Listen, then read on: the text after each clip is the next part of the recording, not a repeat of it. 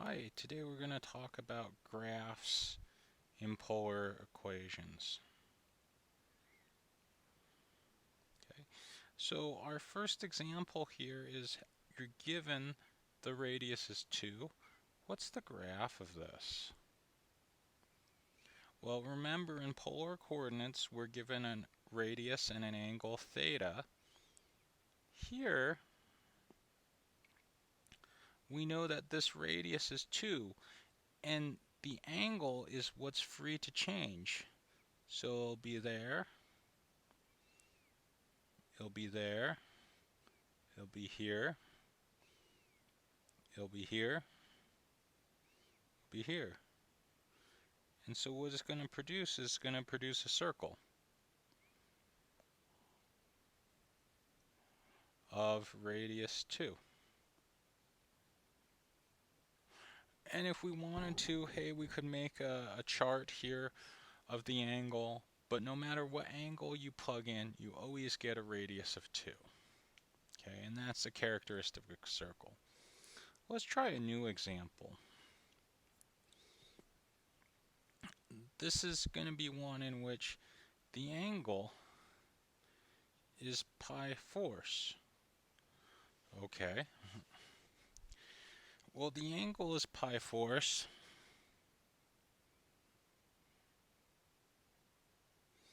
So here's the angle of pi force.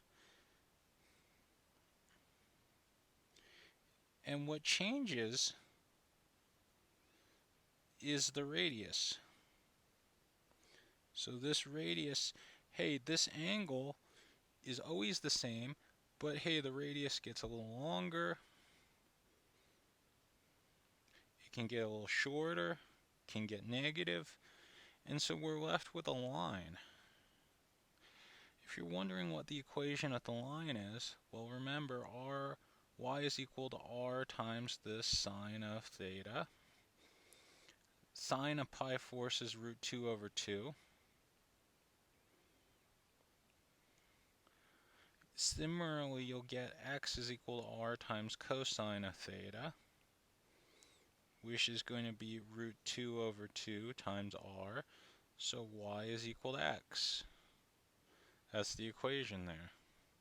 Okay. Similarly, if you're to ask what's the equation in Cartesian for the above example with radius equal to 2, well, remember radius is equal to the square root of x squared plus y squared. So this gives us the well-known equation 4 is equal to x squared plus y squared, and that is the equation of a circle. Okay. Let's think about some more interesting equations. And here are going to be some pretty common ones that you'll see.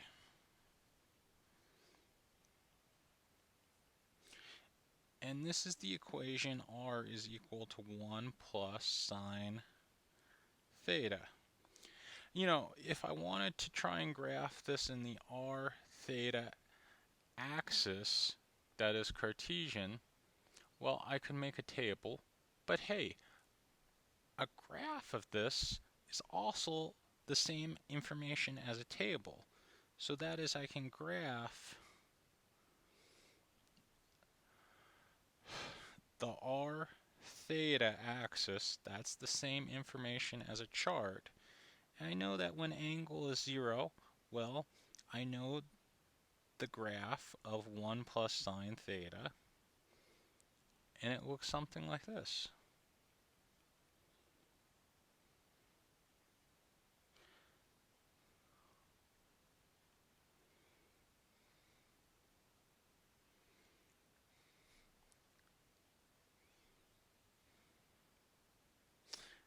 Meet 3 pi over 2.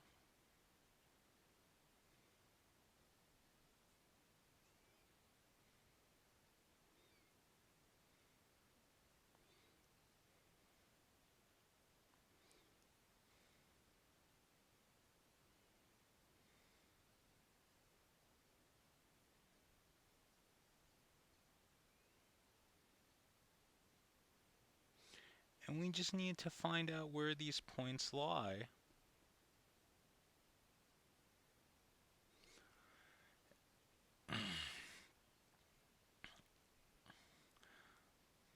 Okay, but thankfully I've labeled them.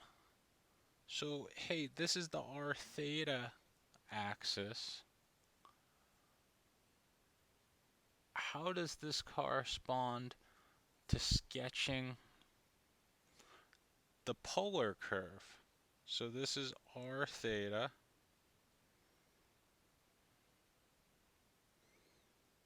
Let me erase this theta. This takes the place of this as a table.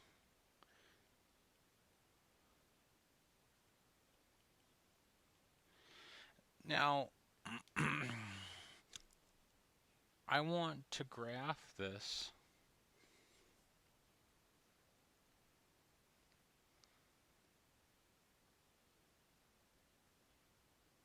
Here. And so if I want to graph this, let's go ahead and do that.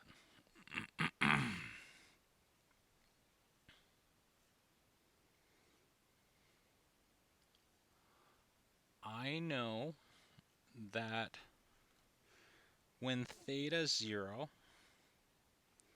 the radius is 1. So that's 1. This is 2. Then it's 0. So the radius ranges between 0 and 2. It starts off with a radius of 1. And the angle here corresponds to an angle of 0. Well, that's the x-axis. This is radius 1. Okay. Then the y-axis corresponds to pi over 2. And it will have a radius of 2. And it'll go rather smoothly there from 1 to 2. Now it goes back down to a radius of 1 at pi, but it'll be a negative 1.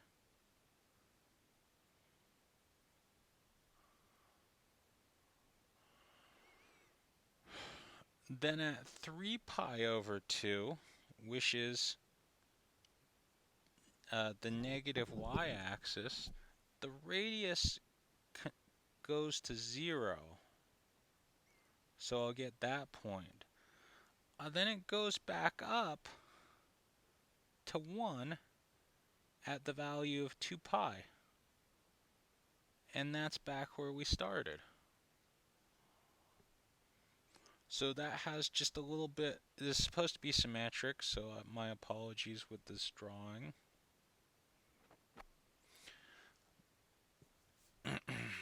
And I think on this side, it should be like that too. And that will give what's called the cardioid. Okay. Now you could recognize this graph just by the form of its equation, but there'll be many variants on this.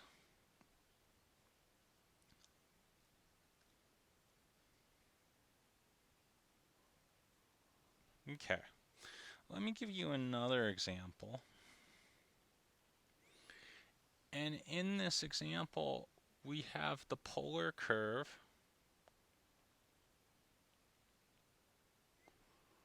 y is equal to this cosine of 2 theta. Instead of a table, we're going to make a graph. Since after all, we agreed that a graph is the same info as a table. Okay. So in r equals cosine of 2 theta, well, we're just going to graph the cosine function, but it's going to have a period of pi instead of 2 pi. Okay, so it goes between 1 and -1.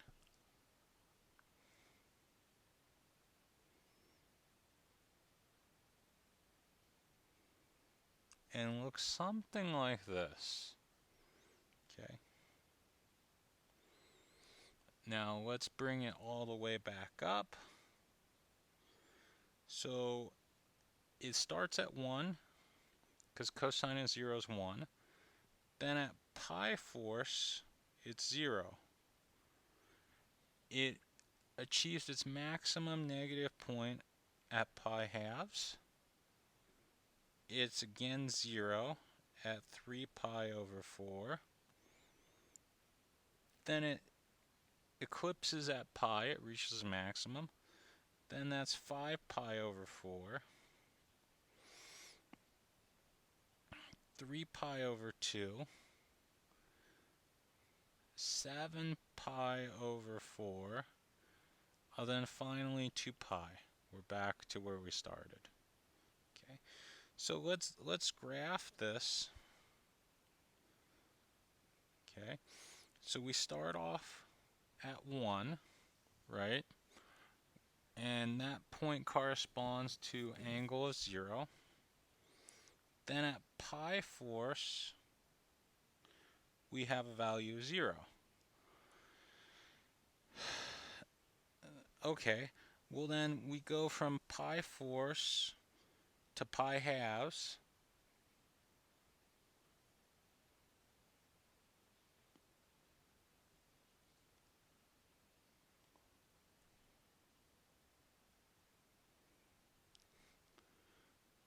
And that pi halves is achieved at pi over 2. Pi over 2 is down here. It's negative 1. Maybe not that far down, but down there. Okay. Then it goes from pi halves to 3 pi fourths.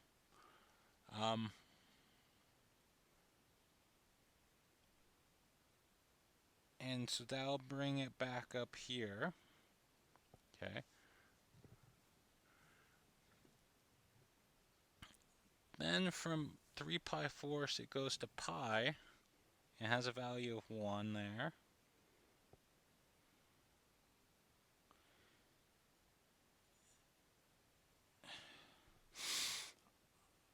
Then it comes back to 0.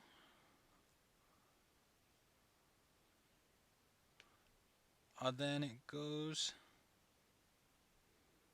to 3 pi halves.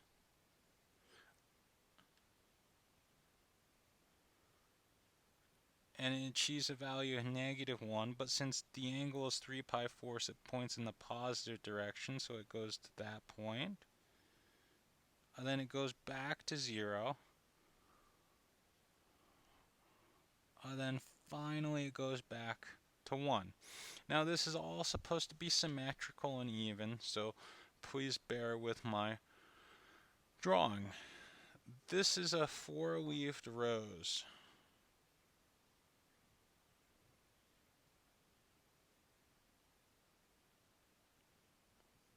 And this is the polar equation. Now I can make many different leaves here. I can change it to sine or cosine and various different things. But this was just a brief introduction to graphing and polar equations. And these cardioids and leaves, these are definitely things that you need to know. Thank you very much.